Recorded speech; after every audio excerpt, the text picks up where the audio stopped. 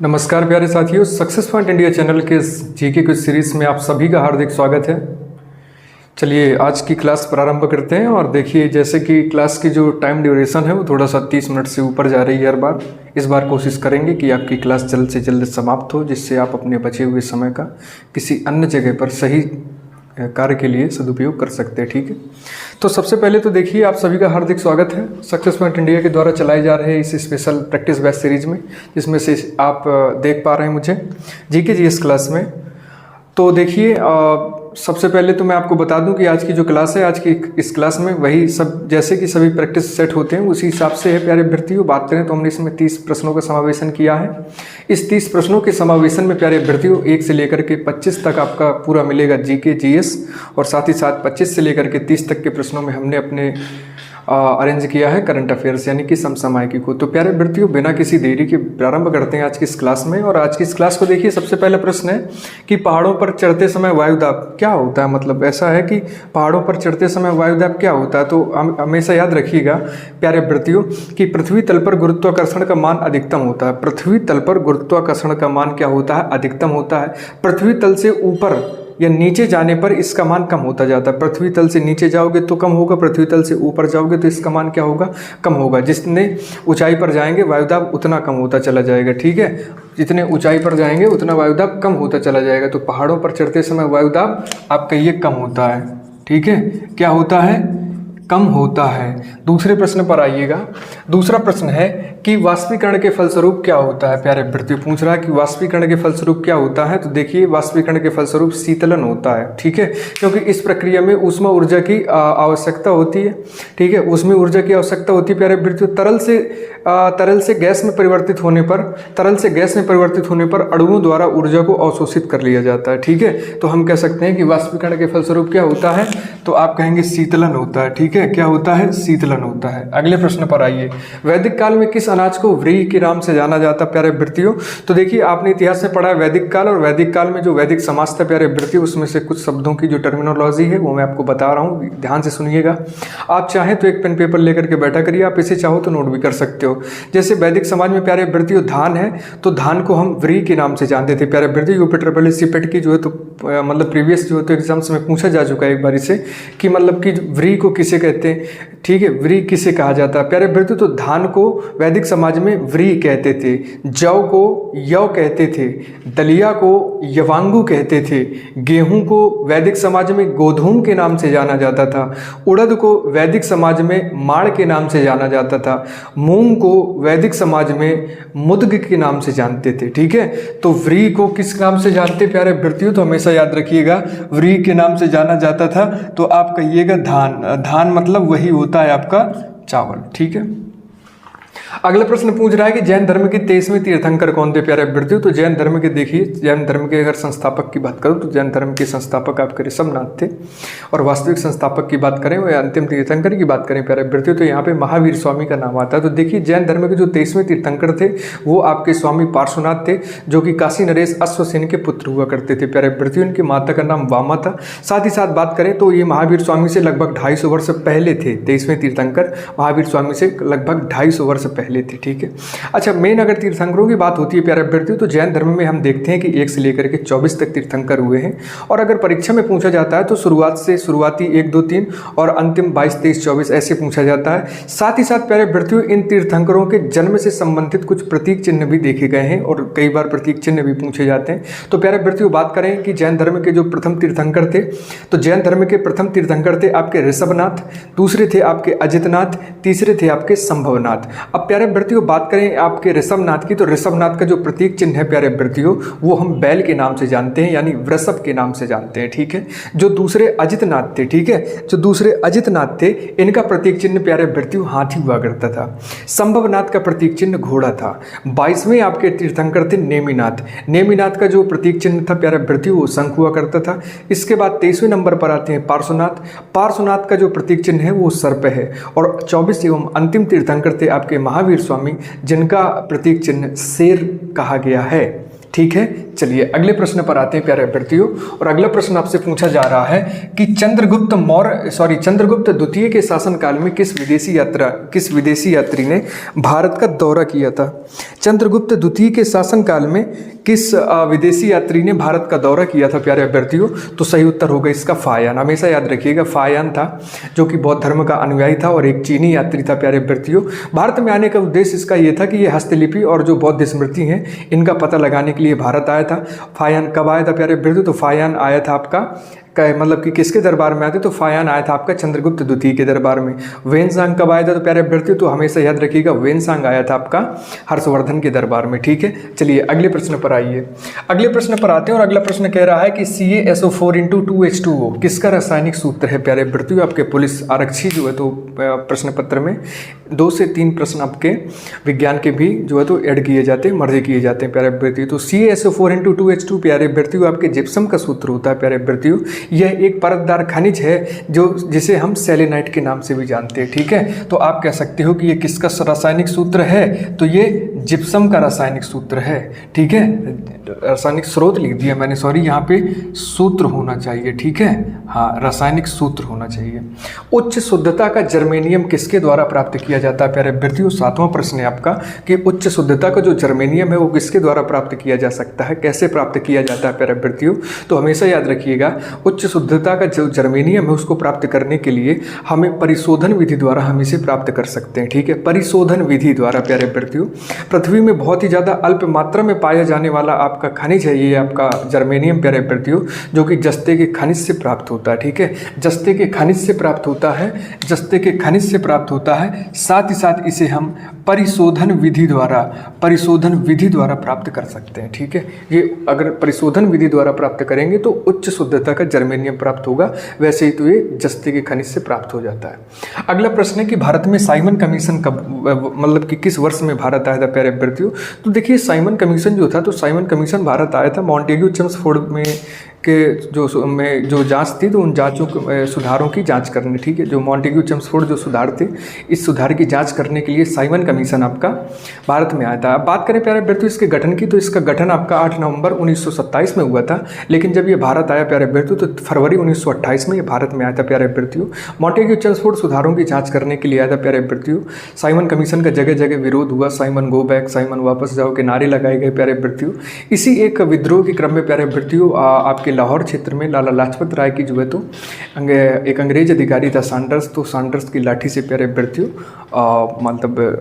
Scott की लाठी से क्या हुआ कि लाला लाजपत राय की मृत्यु हो गई। स्कॉट को मारने के चक्कर में धोखे से भगत सिंह ने क्या किया कि स्कॉट की हत्या कर दी। ठीक है, स्कॉट के चक्कर में, स्कॉट के धोखे से सैंडर्स की हत्या कर दी। अगले प्रश्न पर आएंगे और अगला प्रश्न है कि 1857 के विद्रोह के समय मुगल शासक कौन था? तो प्यारे अभ्यर्थियों भारत में जो 1857 का जो विद्रोह हुआ, जो क्रांति हुई, ये भारत की सबसे बड़ी क्रांति है प्यारे अभ्यर्थियों। विश्व के महानतम जिन क्रांतियों में अगर लिखा जाएगा प्यारे अभ्यर्थियों तो 1857 के विद्रोह का नाम भी लिखा जाता है। यहाँ पे प्यारे अभ्यर्थियों हम बात करें अगर, तो 1857 को जो विद्रोह था, तो 1857 के विद्रोह के समय भारत के गवर्नर जनरल हुआ करते थे आपके लॉर्ड कैनिंग। साथ ही साथ बात करें उस समय इंग्लैंड के जो प्रधानमंत्री थे वो आपके पॉमस्टन थे। साथ ही साथ बात करें कि भारत में उस समय मुगल शासक कौन था, तो भारत में मुगल शासक थे आपके बहादुर शाह द्वितीय, यानी जिन्हें जफर के नाम से जाना जाता है। ठीक है, अगले प्रश्न पर आ जाइए। अब पूछ रहा ना कि 1857 के विद्रोह के समय मुगल शासक कौन था, तो बहादुर शाह द्वितीय। अगला प्रश्न कह रहा है कि चरकुला नृत्य किस राज्य एवं क्षेत्र से संबंधित है? तो चरकुला नृत्य प्यारे अभ्यर्थियों आपके उत्तर प्रदेश राज्य से संबंधित है। अब अगर पूछे कि किस क्षेत्र से संबंधित है, तो आंसर होगा इसका कि ये उत्तर प्रदेश राज्य के ब्रज क्षेत्र से संबंधित है प्यारे अभ्यर्थियों। इस चरकुला नृत्य के अंतर्गत प्यारे अभ्यर्थियों लकड़ी के पिरामिड आकार की संरचना लेकर के जो स्थानीय औरतें होती हैं वो नृत्य करती हैं। ठीक है, ये आपका चरकुला नृत्य कहलाता है। ठीक है, अगले प्रश्न पर आएंगे और अगला प्रश्न है कि शरीर के किस भाग में त्रिज्या अस्थि स्थित होती है? ये पूछ रहा है, कह रहा है शरीर के किस भाग में त्रिज्या अस्थि स्थित होती है प्यारे अभ्यर्थियों। तो देखिए वैसे तो बात करें तो मानव शरीर में 206 हड्डियां पाई जाती हैं, 206 अस्थियां पाई जाती हैं, जिसमें से जो आपकी जो त्रिज्या जो अस्थि होती है जिसे हम रेडियस बोन के नाम से जानते हैं, ये रेडियस बोन मानव शरीर के कलाई में पाई जाती है। ठीक है, मानव शरीर के कलाई में पाई जाती है, इसे रेडियस बोन के नाम से जानते हैं। ठीक है, चलिए अगले प्रश्न पर आ जाइए। अगला प्रश्न कह रहा है कि रोजेसिया नामक बीमारी शरीर के किस भाग को प्रभावित करती है। तो प्यारे विद्यार्थियों, रोजेसिया नामक जो बीमारी है ये कील मुहासों की एक बीमारी हुआ करती है प्यारे विद्यार्थियों, जो कि मध्यम आयु वर्ग की जो युवतियां हैं उनकी गोरी त्वचा पर ऐसे मतलब कि पिंपल्स वगैरह या फिर स्पॉट वगैरह या फिर मतलब मुहासे वगैरह ऐसे मतलब रैसेस हो जाते हैं प्यारे विद्यार्थियों। ठीक है, तो ये रोजेसिया नामक बीमारी के कारण होता है। मध्यम वर्ग जो युवतियां हैं जिनकी मतलब कि हम कहें गोरी त्वचा है, तो उनमें सबसे ज़्यादा रोजेसिया नामक बीमारी को देखा गया प्यारे विद्यार्थियों। अगले प्रश्न पर आइए और अगला प्रश्न है कि हमारे राष्ट्रीय गीत का अनुवाद किसने किया था। तो हमारे राष्ट्रीय गीत कौन सा है, सबसे पहले तो ये सुनो, तो राष्ट्रीय गीत है हमारा वंदे मातरम। राष्ट्रगान कौन सा है, तो जनगण मन है। ठीक है, तो राष्ट्रीय गीत हमारा वंदे मातरम है और वंदे मातरम जो है तो वंदे मातरम के अनुवादक थे आपके श्री अरविंदो जी। श्री अरविंदो जी ने क्या किया था, हमेशा याद रखिएगा, इसे मैं लिखे दे रहा हूँ, श्री अरविंदो जी ने क्या किया था कि हमारे भारत के राष्ट्रीय गीत का अनुवाद किया था। नेक्स्ट क्वेश्चन है कि योजना आयोग के अंतिम उपाध्यक्ष कौन थे। तो योजना आयोग के अंतिम उपाध्यक्ष थे प्यारे विद्यार्थियों आपके मोंटेक सिंह अहलूवालिया। बात करें तो देखिए जो योजना आयोग था तो 15 मार्च 1950 को प्रारंभ किया गया था। उस समय योजना आयोग के अध्यक्ष प्रधानमंत्री हुआ करते थे। तो पहले प्रधानमंत्री आपके जवाहरलाल नेहरू उस समय योजना आयोग के अध्यक्ष थे। तब से लेकर के योजना आयोग चलता रहा प्यारे विद्यार्थियों। अब समय आता है 2015 का। 2015 में जैसे ही मतलब कि सरकार में फेरबदल होता है, उस समय वर्तमान की तत्कालीन सरकार ने क्या किया कि 2015 में श्री माननीय नरेंद्र मोदी सरकार ने 2015 से इस योजना आयोग को बदल करके नीति आयोग का नाम रख दिया। ठीक है, नीति आयोग का नाम रख दिया गया और नीति आयोग का अध्यक्ष प्रधानमंत्री होता है। तो अगर कभी पूछे कि नीति आयोग के अध्यक्ष कौन है, तो श्री नरेंद्र मोदी जी नीति आयोग के अध्यक्ष होंगे। ठीक है, अब बात करें कि योजना आयोग के अंतिम उपाध्यक्ष कौन थे, तो देखिए जब 2015 में योजना आयोग जब समाप्त हो रहा था, जब नए सिरे से नए नीति आयोग बन रहा था, उस समय योजना आयोग के अंतिम उपाध्यक्ष थे आपके श्री मोंटेक सिंह अहलूवालिया। श्री मोंटेक सिंह अहलूवालिया योजना आयोग के अंतिम उपाध्यक्ष थे।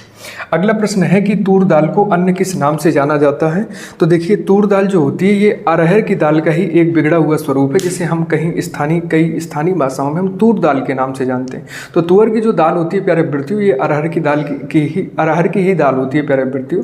बात करें तो इस तूर दाल में प्यारे विद्यार्थियों खनिज है, कार्बोहाइड्रेट्स है, आयरन है, कैल्शियम है, ऐसे बहुत सारे जो इंग्रेडिएंट्स होते हैं जो बहुत मतलब प्रमुख तरीके से पाए जाते हैं। ठीक है, अगले प्रश्न पर आएंगे और अगला प्रश्न है कि वाणिज्य के किस क्षेत्र से बुल तथा बियर जुड़े हैं। बुल और बियर नामक जो शब्द हैं ये वाणिज्य के किस सेक्टर में इनका इस्तेमाल होता है। तो हमेशा याद रखिएगा प्यारे विद्यार्थियों, बुल और बियर ये वाणिज्य के शेयर मार्केट से संबंधित शब्द है। ट्रेडिंग, ठीक है, ट्रेडिंग मार्केट या शेयर मार्केट के नाम से जानते हैं। और 17वां प्रश्न प्यारे विद्यार्थियों कि हॉटेंटॉट्स किस देश के नागरिकों को कहा जाता है प्यारे विद्यार्थियों।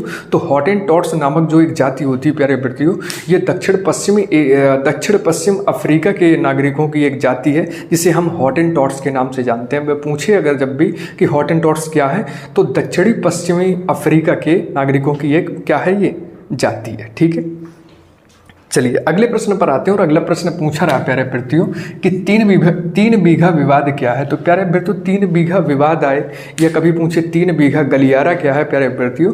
तो देखिए भारत और बांग्लादेश के बीच में जो है तो एक भूभाग, भारत और बांग्लादेश के बीच की जो सीमा है वहाँ पे एक भूभाग प्यारे विद्यार्थियों, जो सितंबर 2011 में भारत ने बांग्लादेश को लीज पर दिया था प्यारे विद्यार्थियों, ताकि वहाँ के बांग्लादेश के कुछ 2-4 क्षेत्र या शहरों को क्या किया जाए, अंतर्राष्ट्रीय स्तर पर भारत के साथ कनेक्ट कर दिया जाए, यानी जोड़ दिया जाए। तो ये 3 बीघा गलियारा और यह 3 बीघा जो विवाद है ये भारत और बांग्लादेश के मध्य में है। ठीक है, अगले प्रश्न पर आ जाइए और पूछ रहा है कि आर्थिक सहयोग एवं विकास संगठन का मुख्यालय कहाँ स्थित है। तो आर्थिक सहयोग विकास संगठन, जिसे हम प्यारे विद्यार्थियों OECD के नाम से जानते हैं। OECD जो है तो देखिए 38 सदस्य देशों की एक अंतर सरकारी एक आर्थिक संगठन है प्यारे विद्यार्थियों, जिसकी स्थापना की बात करें तो जिसकी स्थापना OECD की स्थापना प्यारे विद्यार्थियों 1961 में हुई थी। अब बात करें कहाँ पर हुई थी, तो प्यारे विद्यार्थियों इसकी स्थापना 1961 में हुई। बात करें इसके मुख्यालय का, तो इसके मुख्यालय इसका फ्रांस के पेरिस नामक शहर में स्थित है। ठीक है, चलिए, तो आर्थिक सहयोग एवं विकास संगठन का मुख्यालय कहाँ स्थित है? पेरिस में स्थित है। अगला प्रश्न कह रहा है कि राष्ट्रीय शिक्षा दिवस प्रतिवर्ष कब मनाते हैं प्यारे अभ्यर्थियों? तो राष्ट्रीय शिक्षा दिवस प्यारे अभ्यर्थियों प्रतिवर्ष हम 11 नवंबर को मनाते हैं प्यारे अभ्यर्थियों। भारत सरकार द्वारा इसे 2008 से प्रारंभ किया गया था। ठीक है, तो राष्ट्रीय शिक्षा दिवस प्रतिवर्ष हम कब मनाते हैं? प्रत्येक वर्ष 11 नवंबर को मनाते हैं प्यारे अभ्यर्थियों। ठीक है, अगले प्रश्न पर आ जाइए। अगला प्रश्न कह रहा है कि भारत के संविधान में कुल कितने भाग हैं? तो प्यारे अभ्यर्थियों, अगर बात करें इंडियन कॉन्स्टिट्यूशन की, तो इंडियन कॉन्स्टिट्यूशन में आपके 22 भाग हैं। इन 22 भाग के साथ साथ इन 22 भागों में 395 अनुच्छेद मिलेंगे। बात करें प्यारे अभ्यर्थियों अनुसूचियों की, तो देखिए शुरुआत में तो देखिए 8 अनुसूचियाँ थी, लेकिन वर्तमान में इन अनुसूचियों की संख्या कितनी हो गई है? 12 हो गई है प्यारे अभ्यर्थियों। तो संविधान में प्यारे अभ्यर्थियों 22 भाग हो गए आपके। ठीक है, संविधान में आपके 22 भाग और 12 अनुसूचियाँ और 395 अनुच्छेद है। ठीक है, अगले प्रश्न पर आइए। और अगला प्रश्न प्यारे अभ्यर्थियों कि अगला प्रश्न पूछ रहा है आपसे कि उत्तर प्रदेश का क्षेत्रफल देश के क्षेत्रफल का कुल कितने प्रतिशत है प्यारे अभ्यर्थियों? तो कुल हमेशा याद रखिएगा कुल 33% क्षेत्रफल है। अगर बात करें उत्तर प्रदेश का क्षेत्रफल, भारत देश के क्षेत्रफल का कुल कितना क्षेत्रफल है, तो हम बात करें कुल कितना है, तो हम बात करें प्यारे अभ्यर्थियों कि उत्तर प्रदेश का जो क्षेत्रफल है प्यारे अभ्यर्थियों वो 2,40,928 वर्ग किलोमीटर है। बात करें तो इसका क्षेत्रफल भारत के क्षेत्रफल का कुल 7.33% है प्यारे अभ्यर्थियों, जो कि अगर बात करें तो क्षेत्रफल के मामले में पूरे भारत का चौथा सबसे बड़ा राज्य माना जाता है उत्तर प्रदेश। ठीक है, अगले प्रश्न पर आइए। और अगला प्रश्न कह रहा है आपसे कि उत्तर प्रदेश का सबसे बड़ा जिला कौन सा प्यारे अभ्यर्थियों? तो अब देखिए क्षेत्रफल की अगर हमने बात की है तो क्षेत्रफल की दृष्टि से उत्तर प्रदेश का सबसे बड़ा जिला होता है आपका लखीमपुर खीरी और सबसे छोटा जिला होता है हापुड़। लेकिन अगर बात करें प्यारे अभ्यर्थियों जनसंख्या के मामले में, तो जनसंख्या की अगर स्थिति से देखें, जनसंख्या की दृष्टि से अगर हम देखें तो जनसंख्या की दृष्टि से उत्तर प्रदेश का सबसे बड़ा जिला है आपका प्रयागराज यानी इलाहाबाद, और सबसे छोटा जिला है आपका बुंदेलखंड रीजन में आने वाला कौन सा? महोबा जिला। ठीक है, अगले प्रश्न पर आइए। और अगला प्रश्न है कि उत्तर प्रदेश के किस क्षेत्र को जिजाक भुक्ति के नाम से जाना जाता है प्यारे अभ्यर्थियों? तो बुंदेलखंड को जाना जाता है जिजाक भुक्ति के नाम से। यहाँ पर प्यारे अभ्यर्थियों चंदेल शासकों का शासन चला करता था। अगले प्रश्न पर आ जाइए। और अगला प्रश्न है कि दिसंबर 2023 में भारतीय सड़क कांग्रेस का आयोजन कहाँ किया गया था? तो प्यारे अभ्यर्थियों दिसंबर 2023 में भारतीय सड़क कांग्रेस का जो आयोजन था प्यारे अभ्यर्थियों वो आपके गुजरात के गांधीनगर में 82वीं यानी कि 82वीं कांग्रेस का आयोजन किया गया था प्यारे अभ्यर्थियों। बात करें अगर इसके उद्देश्य की, तो सड़कों के विकास एवं नागरिकों को सड़क सुरक्षा के विषय में जागरूक करने के उद्देश्य से प्यारे अभ्यर्थियों दिसंबर 2023 में भारतीय सड़क कांग्रेस का आयोजन गुजरात के गांधीनगर में किया गया था। ठीक है, अगले प्रश्न पर आइए। और अगला प्रश्न प्यारे अभ्यर्थियों आपके करंट अफेयर का कि हाल ही में समाचारों में रही अदिति योजना किस क्षेत्र से संबंधित है? तो प्यारे अभ्यर्थियों आपकी जो अदिति योजना है प्यारे अभ्यर्थियों बात करें तो अदिति योजना प्यारे अभ्यर्थियों आपके रक्षा क्षेत्र से संबंधित है। जहाँ पे अगर बात करें तो देखिए 4 मार्च 2024 को उस तत्कालीन रक्षा मंत्री श्री राजनाथ सिंह ने इसका उद्घाटन करते हुए कहा कि 2023 से लेकर के 2023-24 से लेकर के 2025-26 तक लगभग 750 करोड़ रुपए का आवंटन किया जाएगा।